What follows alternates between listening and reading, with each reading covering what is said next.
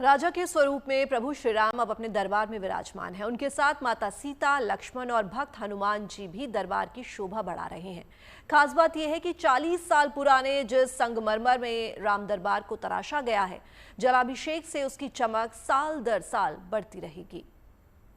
आर्यावर्तैक देशांतर्गत अयोध्यायां ब्रह्ममानस तीर्थ क्षेत्रे सरयू नद्याः यथोक्त दिग्भागे कालयुक्तनाम संवत्सरे श्री सूर्ये उत्तरायणे ग्रीष्म ऋतौ अवध में जय जयकार। मासोत्तमे मासे जय जय श्री राम। सज गया राम दरबार।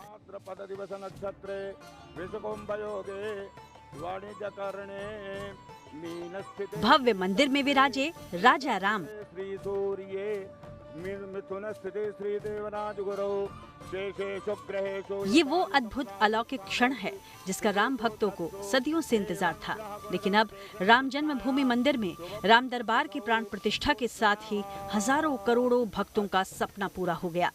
अवध में इस वक्त हर ओर राम नाम की गूंज ही सुनाई दे रही है। सुदिनम सुदिनम जन्मदिनं तव सुदिनम भवतु मंगलम जन्मदिनम।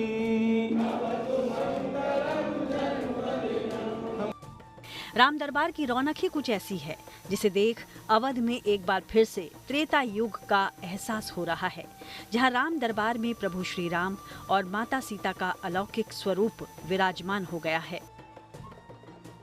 राम दरबार सिर्फ धार्मिक आस्था का प्रतीक नहीं, बल्कि वैज्ञानिक सोच और शिल्पकला का बेजोड़ उदाहरण भी है। राम दरबार बनाने वाले प्रसिद्ध मूर्तिकार सत्यनारायण पांडे बताते हैं कि राम दरबार की मूर्तियों को 40 साल पुराने संगमरमर पत्थरों पर उकेरा गया है। इसकी विशेषता ये है कि इन मूर्तियों पर जितना जलाभिषेक किया जाएगा, इसकी चमक उतनी ही बढ़ेगी, जो इसे बेहद खास बनाता है।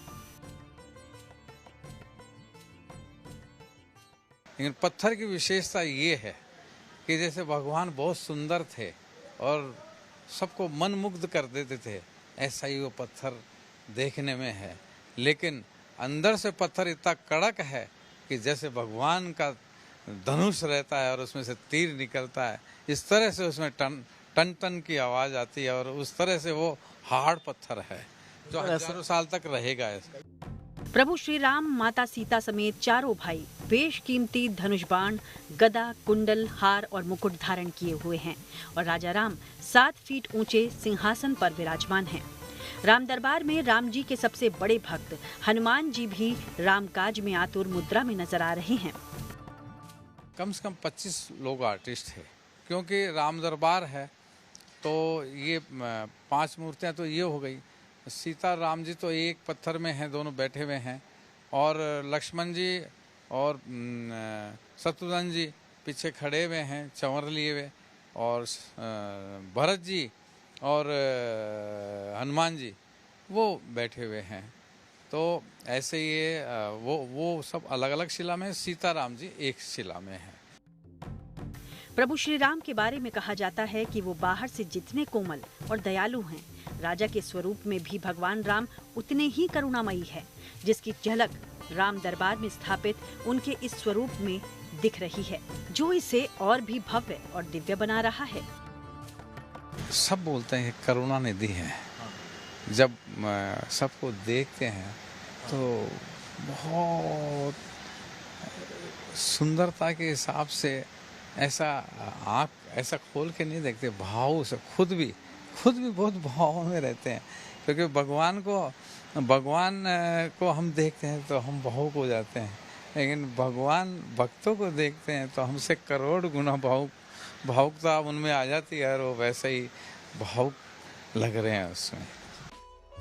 जाहिर है अभी तक भक्तों को राम जन्मभूमि मंदिर में प्रभु श्री राम के बाल स्वरूप के दर्शन होते रहे हैं, लेकिन अब यहाँ बाल स्वरूप के साथ ही प्रभु श्री राम को राजा के स्वरूप में देखना भक्तों के लिए एक अद्भुत एहसास रहेगा। कहा जाता है कि जिस घर में प्रभु श्री राम, माता सीता, लक्ष्मण जी और हनुमान जी एक साथ विराजमान होते हैं, वहाँ का वातावरण शांत और सकारात्मक बन जाता है। इसी तरह ये राम दरबार भी समस्त भारतवासियों के लिए प्रेम, समर्पण और एकता का एक संदेश है। अयोध्या से पूजा पराशर, समर्थ श्रीवास्तव और मयंक शुक्ला के साथ bureau report, good news today.